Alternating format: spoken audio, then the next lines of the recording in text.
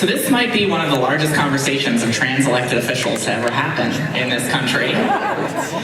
So I want to start with you all just telling us a little bit about your own journey to running for office and what this campaign looked like for you. I know you're all politicians, so you could talk for a long time, so let's try to keep each of these answers relatively short because it's an open-ended question. So Andrea, why don't we start with you? Wow, my journey running for office probably started about 26 years ago when I came out as a trans identified person, and I started to try to make connections in my workplace, in my community, so that I could be protected when the storm came, Mara. And you know, it was really out of a sense of self-interest, if you will, to join my Hennepin County Workplace Diversity Committee, or to sit on the board of District 202, which was one of the first youth drop-in center, LGBT drop-in centers in the country, as a way to build. But in building my own sense of security, I was helping to build a sense of security for workers at Hennepin County, or genderqueer and trans and LGBT youth in Minneapolis. And so when you give back, like, you gain. And I gained this sort of network of supportive people and friends, and continued my work in public service. 12 of which of those years were spent as an aide to two Minneapolis City Council members. And so I got a chance to see that pretty much anybody, if you stay focused and engaged, can run for office. Like, I met a lot of people that I was like, man, I know I can do a way better job.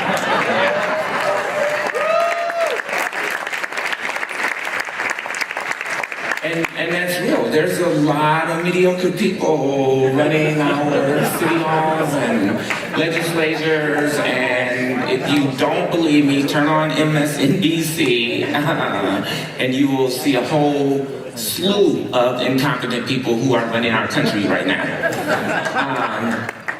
So you know, it began with a sense of sort of self-protection, but recognizing that when I help other people to protect themselves and to live dignified, equitable lives, you know, that helps me and that helps everybody else. And so there was an open seat, and I stepped up and went for it. I had a lot of support from a lot of amazing organizations like the Victory Fund and the Victory Institute.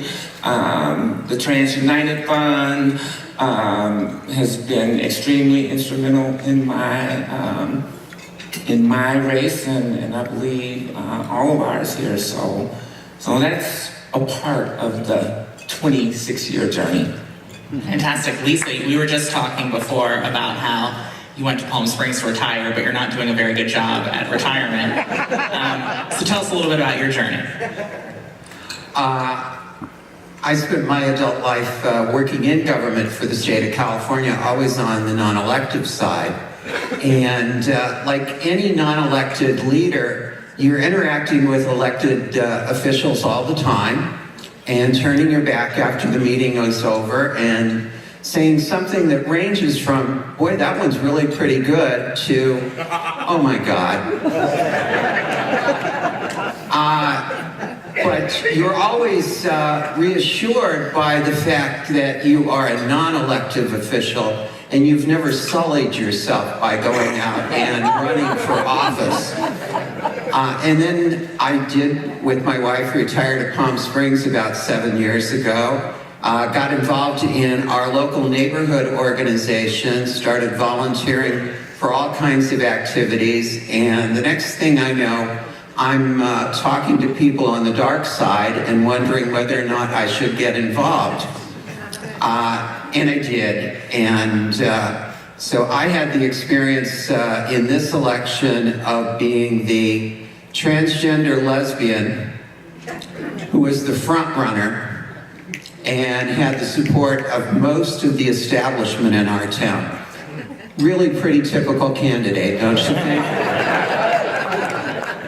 It was, and I will have to say though, looking back 12 months ago, the title frontrunner just didn't seem like a very attractive title whatsoever. But I am very proud to say my margin of victory was better than 2-1.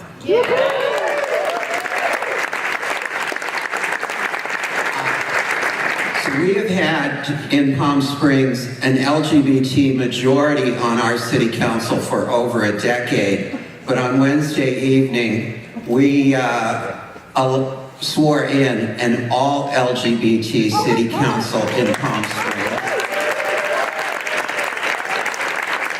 And I'm very proud to say we have the L, the G, the B, and the T all covered. I have to do double duty, but that's nothing unusual for someone who's transgender.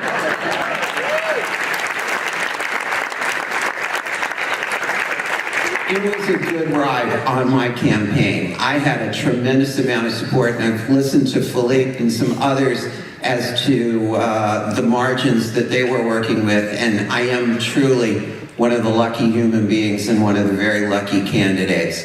But I am so looking forward to the next 4 years and what my city can do as an example of what happens when LGBT people take charge, because we are going to show this country how to run a city.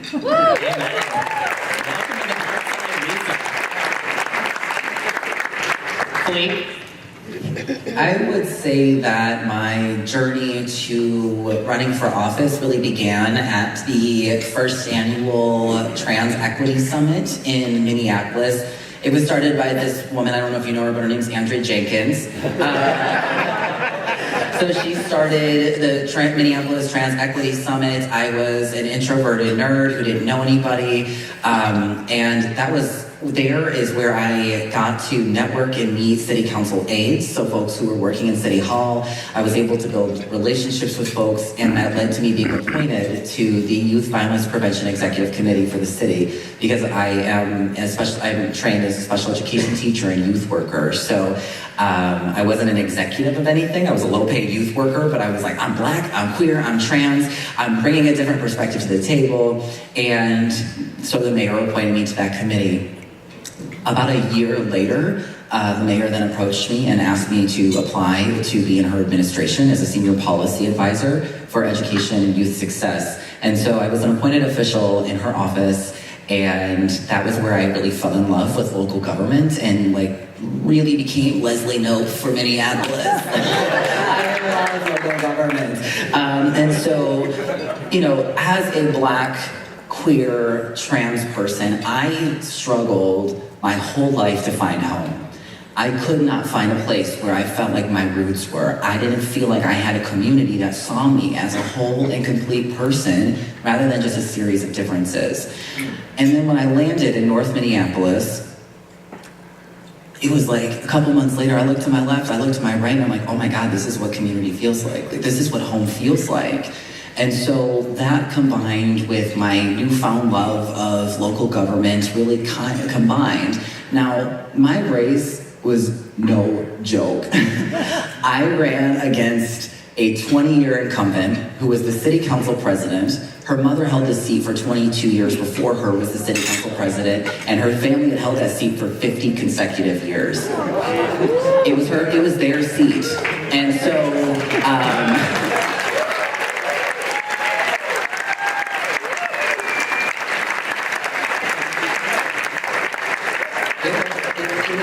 let's just say a very, very tough race. It was very David versus Goliath. She out-fundraised me, I think 3.5 to 1. She was the face of the Minneapolis political establishment. And so I went into the race no one support, like outside organizations didn't really support me because they're like, he's not gonna win. She's unbeatable. And so there were a few times throughout the campaign when, I had made it over a really big hurdle and I felt like I was showing that I'm a viable candidate, that I have a pathway to victory, and still no outside organizations, like we have a progressive establishment within Minneapolis, and they were not showing up for me. And so it was like every time I would make it over a big hurdle, I would get really frustrated. But it was a great opportunity for me to step up and build a local base from the grassroots up on my own. And really towards the end, I was able to really focus on a values-based platform and really commit to that. It got very ugly in my race. Within the last 2 weeks, the chambers and the downtown big interests and state-level Republican PAC came together and spent $250,000 on my race in less than 2 weeks. And so it got ugly, but I was able to consistently, I felt like it was an opportunity to show the kind of council member that I will be. And so I consistently showed up, and it was, we were able to pull it off. I would say that, thank you to Victory for sending folks out for GOTV, and a really big shout out to the Trans United Fund. I won, yes, let's give them a round. I won by 157 votes. I can tell you without a doubt that without Trans United Fund, that 157 votes would not have happened. And this is why we need to make sure that we're supporting trans-led organizations, because they showed up, they threw down hard, they really supported me, and even really incurred a lot of debt in the process. They were so far behind me that they fully committed. And so, so I am just really excited now for the next 4 years working with my new colleague to really get some good work done. We've done a lot of work already, and now I'm excited for us to be able to leverage this new access to power and be able to get work done.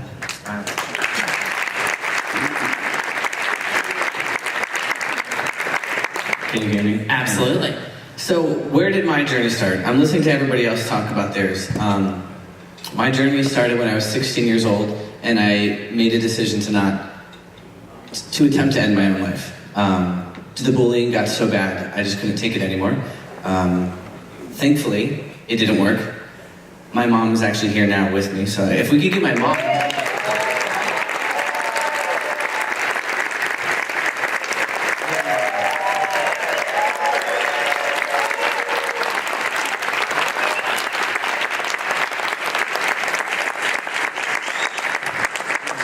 From there, my career kind of launched into wanting to be the voice for the people who felt they had no voice. I became a therapist. I started getting a lot of referrals for kids who were being bullied in school. I went out to lunch with one of my friends who is an attorney in our city, and she's like, Tyler, somebody needs to do something. I'm like, you're right, somebody needs to do something. And she literally looked at me, she said, well, you're somebody. You're right, I am. And I did it. At that moment, we went down to the courthouse, we filed my paperwork, and there launched my campaign. I had to get so many signatures, I had like 24 hours, I was the last one in the ring. And then what happened was all the Democrats filed one piece of paper wrong. We all got knocked off the slate, every single Democrat. So I went in, and I remember standing in front of the judge, and like, no, I gotta own it. I did, I filed the form wrong. But I'm not backing down. So I launched a write-in campaign. And as a trans candidate, I won.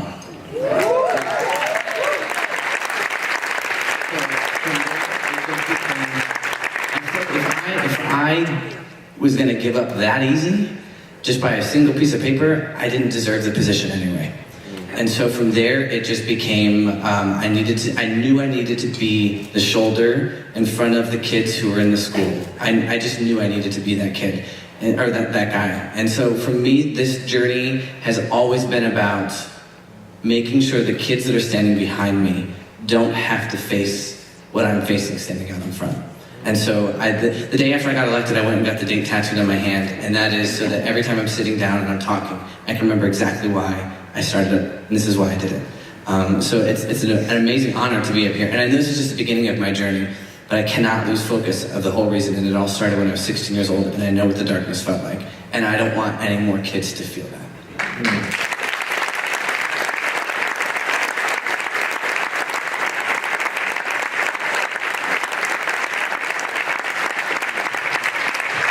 One of the things that I love about having you, all four of you up on the stage is that you are all obviously newly elected trans elected officials.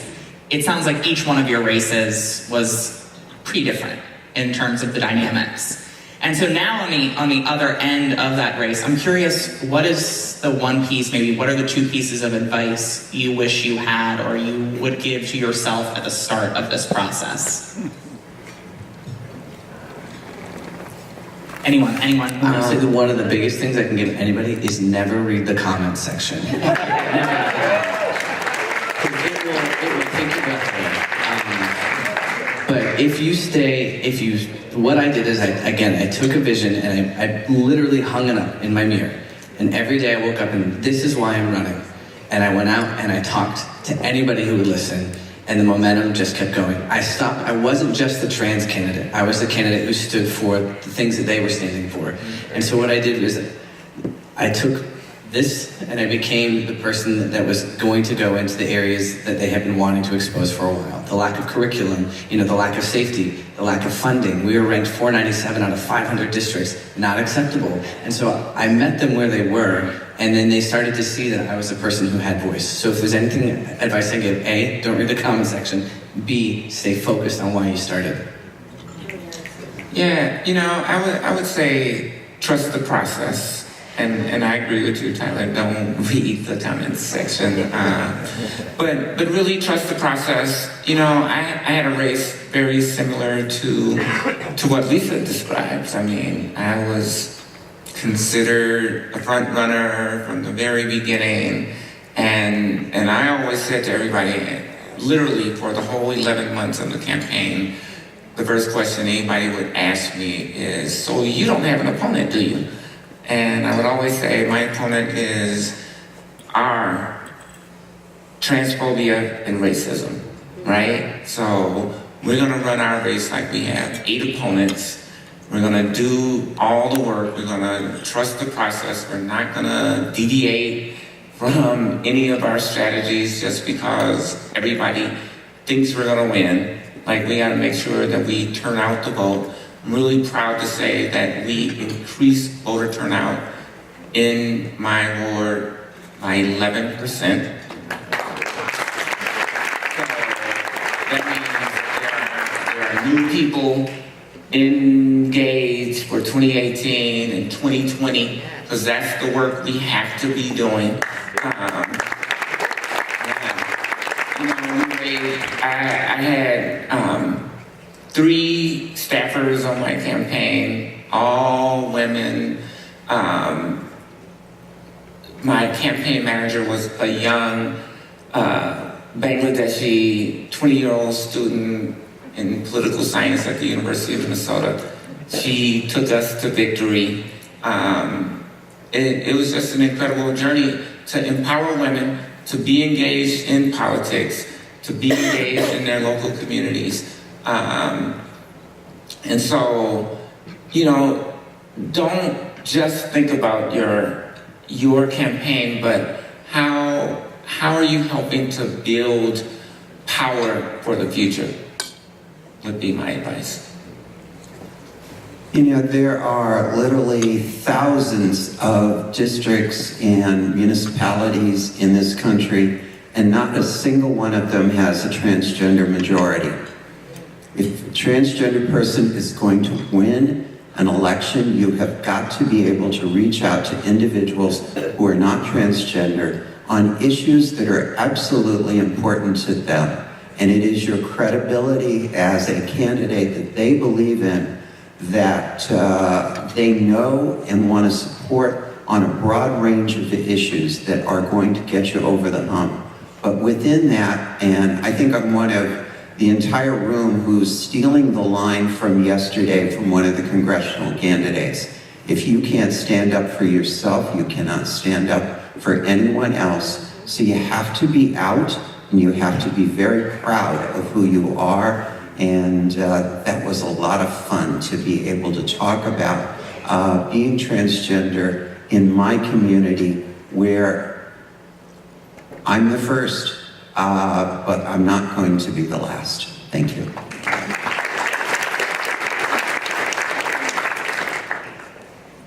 The biggest lesson that I feel like I learned on an individual level, on a personal level, was learning how to trust myself. I didn't really have any outside help from organizations for a vast majority of my campaign.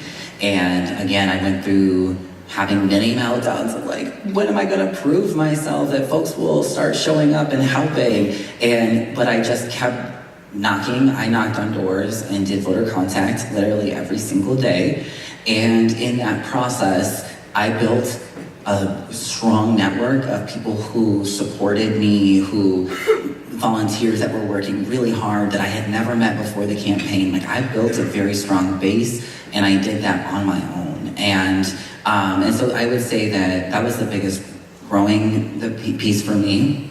And for trans folks who are interested in running for office, the advice I feel like I would have is to get ahead of your story. So define it for yourself rather than letting the media or the public define it for you.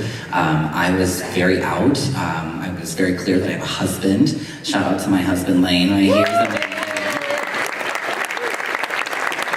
He was the glue that held me around the campaign together, so thanks, Boo. But I owned my story. I talked about what it was like to feel so socially isolated and disenfranchised and not finding my community until I stumbled on North Minneapolis. And so I owned my story. And so on my 7th anniversary, so the anniversary of when I first started testosterone, I actually posted a pre and post transition photo. I fully owned it because I'm proud of the fact that I spent the first 23 years of my life as a Black woman and the last 7 as a Black man, and I'm bringing that to the table, and I want folks to know that entire story. Own your strengths and also your transness, and don't let them make you the trans candidate. I know that the year of the trans candidate is catchy and it's good for fundraising, but I'm really hoping that 2018 can be the year of powerful, qualified candidates who happen to be trans. I want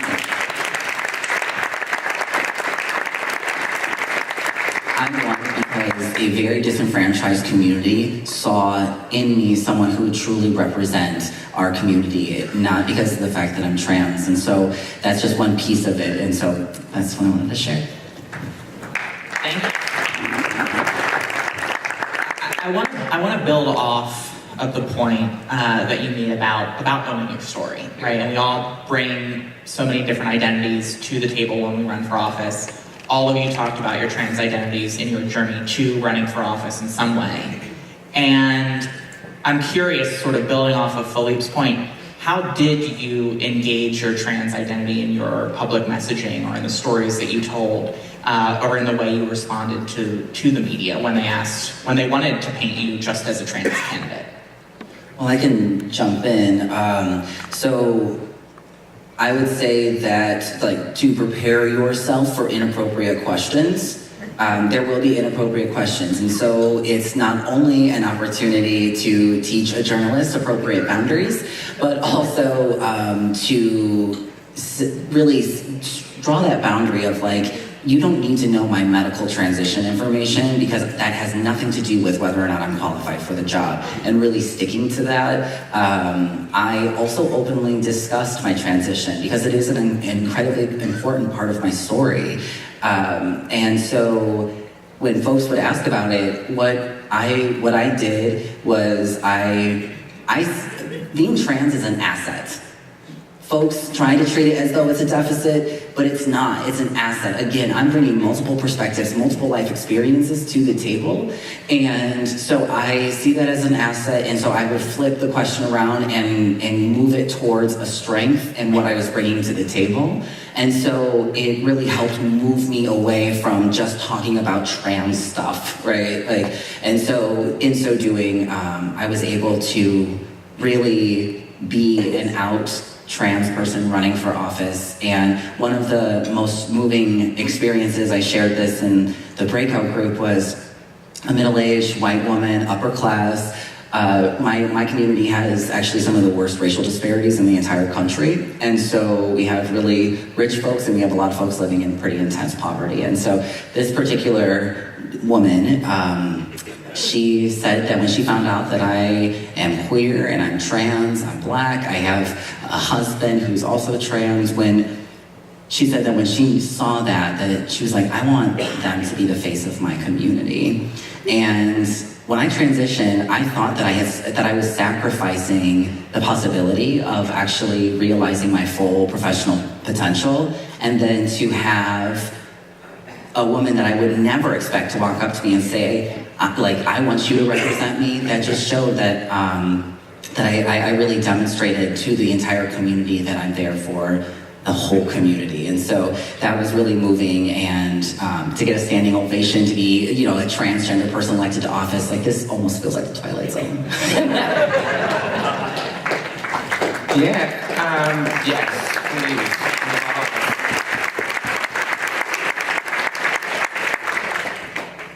Sarah, I had a little bit of a different experience. I've been out for a very long time.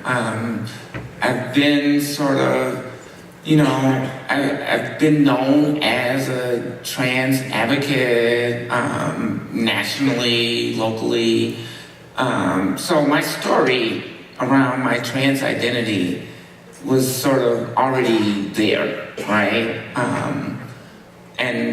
And so whenever those questions would arise, which it didn't come up that often, but I would always flip it like Phillipe, indicated, like, this is a strength, this is an asset. I've been able to overcome adversity and still shine. In fact, when I came out is when my life really began to blossom. Like, when you are authentic with yourself and others, you free yourself up to be your fullest self. And so,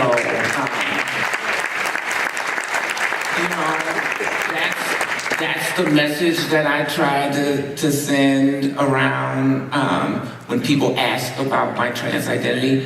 It's more about being authentic and true to yourself, and then so you can be authentic and true with others. And when people recognize that in you, they are much more accepting of you. So, I don't try to wallow in whatever the misery story is around being trans. I try to bring it to a positive aspect, which it has absolutely been a positive force in my life. There was a time when I thought I would never find love, because that's the narrative around trans identity, right? And 7 years ago, I met this beautiful woman, Marae Regulus, and her son, Andrea.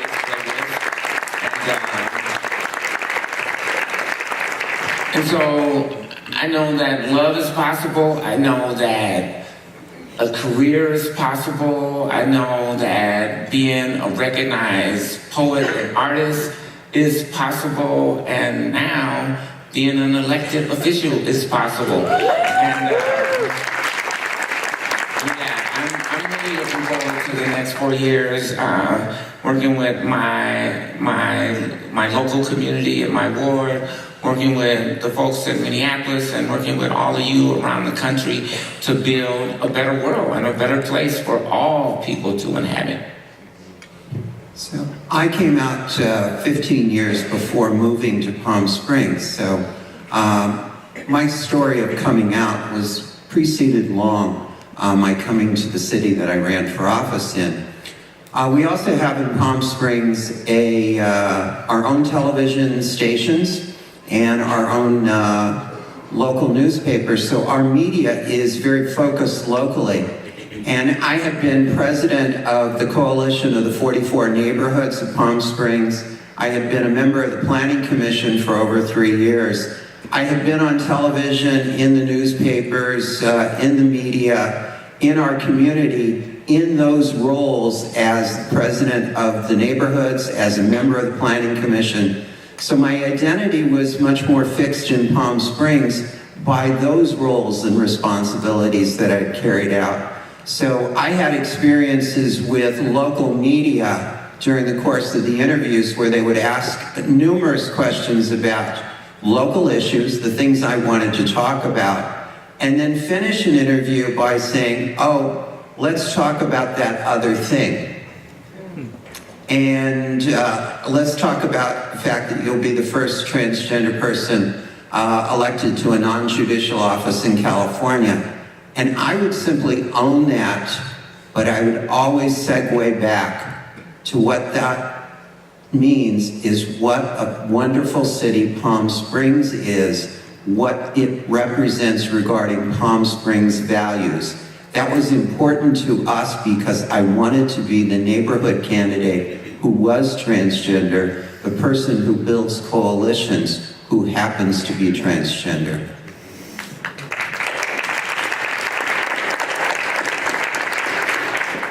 Just to kind of echo a little bit of what the other panelists had kind of said too, is so what I decided to do was get ahead of the story. I decided what I was going to share, and I shared it first. I sought out the news sources, and I made sure the dialogue was my dialogue, because I also learned that if you don't give them a dialogue, they will create one. So it's kind of in your best interest to go make sure that you frame it. I was very blessed and to kind of get their support right from the beginning, so a lot of the stories didn't focus so much on my trans status versus the issues that I stood for. However, there were times when it wouldn't get brought up, the trans status wouldn't get brought up, and I would make sure to bring it up because I wanted them to remember that this is also a huge victory, and I knew the kids were watching. I know I keep talking about the kids, but I knew the kids were watching, and I wanted to make sure that they saw a trans candidate out who wasn't afraid to say, yes, this is who I am.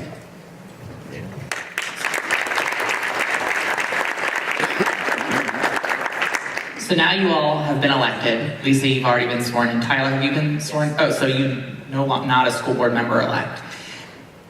Now that you're sworn in, and Andrea and Phillipe, when you're sworn in, what are your first actions going to be in office? What are your priorities moving forward? In Erie, hands down, it comes back down to curriculum. We were, again, ranked 497 out of 500 districts, and so for me, the priority was absolutely making sure that our kids were getting the education that they need, and they were getting it and equally. We're really battling a lot of the funding laws right now in Pennsylvania. PA Cyber, all the other charter schools are kind of taking away. So my number one goal was making sure that every kid had access to a quality education, and it wasn't just because of what street they lived on. We have a lot of minority issues where we're kind of pushing our kids off to one side and they're being forgotten. So my biggest platform is I'm going to use the national attention that I'm getting to shine it back in on the schools and being, look what's happening actually over here. You're paying attention to me, and I'm going to walk through the school. So my biggest priority is making sure we shift the focus back to what's happening in the school system, because it's not okay. Yeah. You know, Phillipe and I live in Minneapolis, Minnesota, which is absolutely one of the most stunning cities in America, and I mean that. The Wall Street Journal said we're the number 4 city in the world to visit.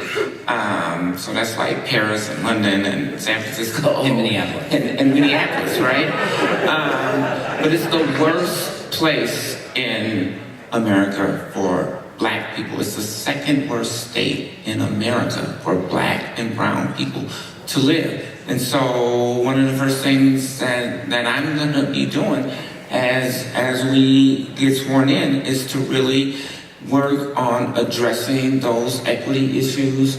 That includes affordable housing, that includes fair wages, that includes police accountability. We also just recently had 2 of the more prominent hashtags happen in our city, Jamar Clark and Philando Castile. And so we have to address these police accountability issues.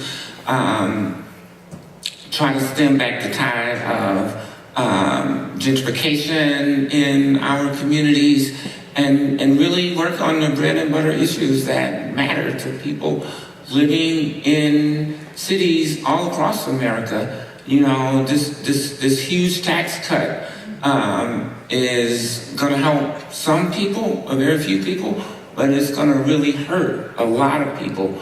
And that's because, you know, tax cuts means less money to cities, less money to states. How are we gonna, how do you make up that income, right? You gotta raise taxes on people. Like, that's the only way that it can happen. And so we're gonna have some really tough decisions to make, but they're always, from my perspective, and why it matters that we're at the table, is that they're always going to be coming from an equity lens of how do these decisions impact Black and brown people, how do they impact LGBT people, even more specifically trans-identified people. Like, that is the perspective that I'm going to bring to my work on the City Council.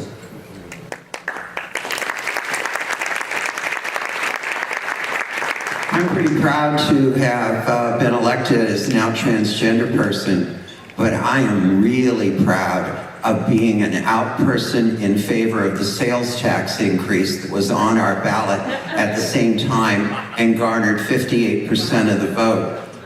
So one of the first things that I'm going to be doing is fulfilling the promise that I made over and over and over again, that we are going to use those additional funds to ensure that our budget works, that we take care of our libraries, and that we add the additional police officers and firefighters that our city needs to ensure the public safety of our community. Most of the issues that we're going to be dealing with in Palm Springs are bread and butter, basic municipal services, and making sure those are working. The two additional issues that go beyond that, homelessness, as Mayor Garcia spoke about yesterday, is an issue across the state of California where housing affordability has become an incredible challenge. We have individuals who work in our city who can't afford to live in our city, and that includes many of the individuals who are on our police and fire department who cannot afford to live in our city. So we've got to make changes on affordability of housing. And the other thing that I'm personally going to be working on, if any of you have visited Palm Springs, you know the sun shines there. And we are going to enact, over my body, one way or another, a solar mandate for every single neighborhood.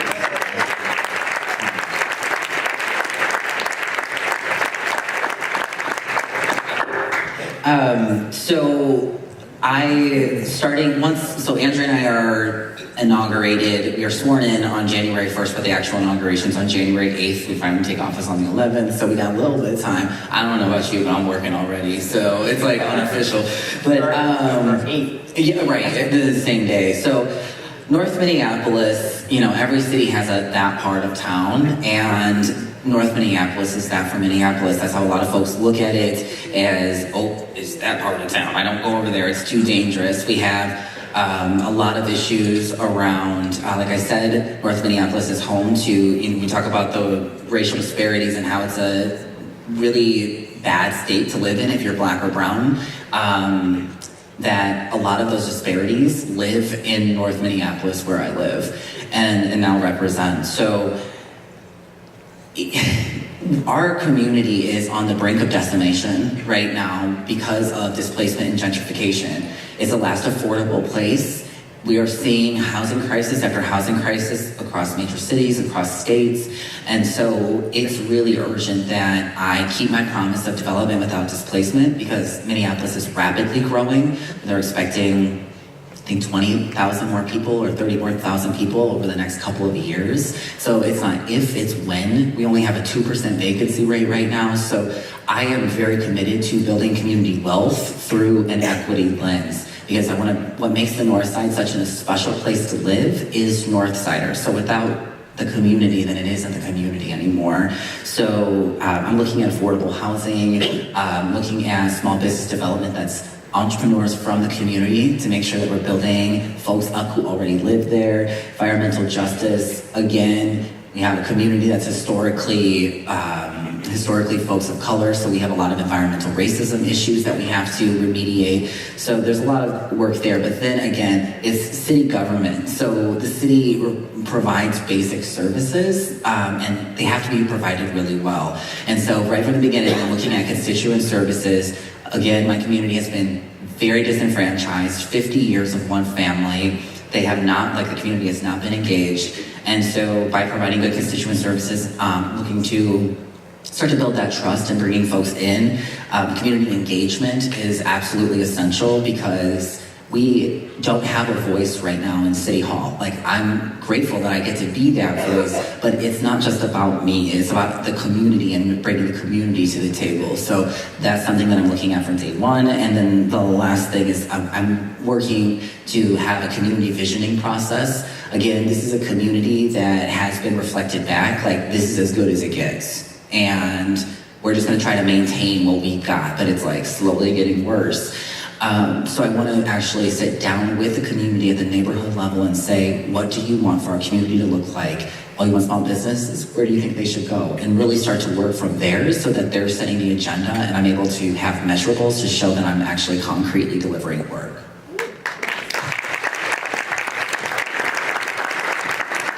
So we're running towards the end of our session, and I'm sure, feel free to nod your head if you're okay with this, that if folks have individual questions for you all, that you'll be happy to answer them afterwards. But I'm curious to close us out, given the fact that we're in a room filled with a lot of folks who aren't transgender, what is your advice to them about supporting great candidates or recruiting great candidates who happen to be transgender in their own communities so that their communities can be more like Minneapolis or Palm Springs or Erie? Yeah, my advice when people, because inevitably that question comes up whenever I do talks, like, I want to be an ally, how do I help? Like, you can't show up as an ally, you have to show up as this is our struggle together. Because that is what it is, right? You have to show up as an accomplice. Like, we have to be in this together. You can't just be on the sidelines, right? You have to be in the game. Either you're helping me to get trans liberation, as an example, right? Or you're transphobic. Like, that's how it is. And you know, you're either an anti-racist, actively fighting to end racism, or you're not. And then you know what that is. I won't say that word because I know none of you are not that. But yeah, you know. So that's what you can do. Get on our team, you know. Trans rights are human rights, are women's rights, are LGBT rights, are disabled rights, immigrant rights. Like, it's all interconnected, intersectional, if you will. Relax. Stop worrying about trying to say the absolutely perfect thing. We are in a fight. The people who passed that initiative in Houston, who passed HB2 in North Carolina, were going after the entire LGBT community. And they found what they thought was a welcome target for them by going after transgender individuals. And so right now we are their preferred target. But make no mistake, it is the entire LGBT community and the commitment to equality that they are opposed to. So we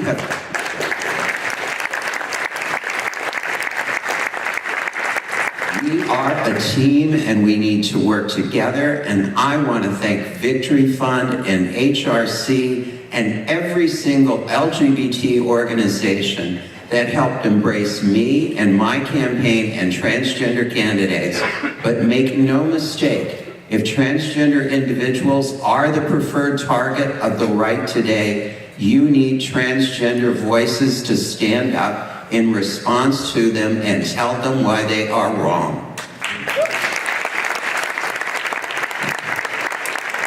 Do what you're doing, go out, find and support transgender voices that will step up and take responsibility for running campaigns, give them the financial support they need, and then, as Anise Parker said last night, then give them more.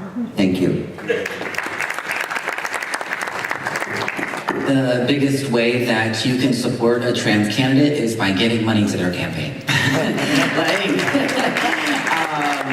You know, there is a reason, there are lots of reasons why we sit here as the firsts. It's because we have not historically had access to capital, we have not had access to networks, we have not had access to the level of financial support that is that baseline that's necessary to be a viable candidate. So I say give, give, give. I say support trans-led organizations that are doing the work. It's really important to make sure that we know what's working. I was elected. We figured out some really good lessons in that experience. And so how do we build on that? How do we take that to the next level? So if you can't give, how can you pull together a fundraiser where you can raise some money to donate? If you know someone, or if they're not too far away, take some time to go volunteer. But really, honestly, give. It's really hard for, like, I can speak for myself. It was very challenging for me to call a lot of folks in my network to ask for money because I knew that I was taking food off their table if they gave it to me. And so, so that is one of the most impactful ways that you can help support the candidates is by either giving money directly, fundraising for, or supporting trans-led organizations that are doing the work.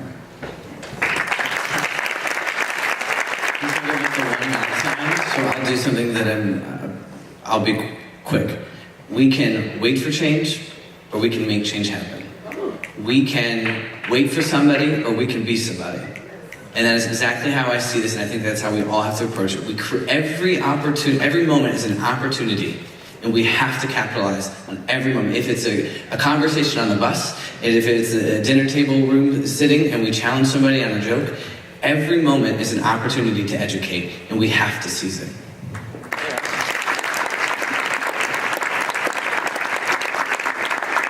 Well, thank you to you for this enlightening and empowering conversation. Thank you for blazing those trails and helping to pay it forward a little bit here. And to all of you, please join me in one more round of applause for these.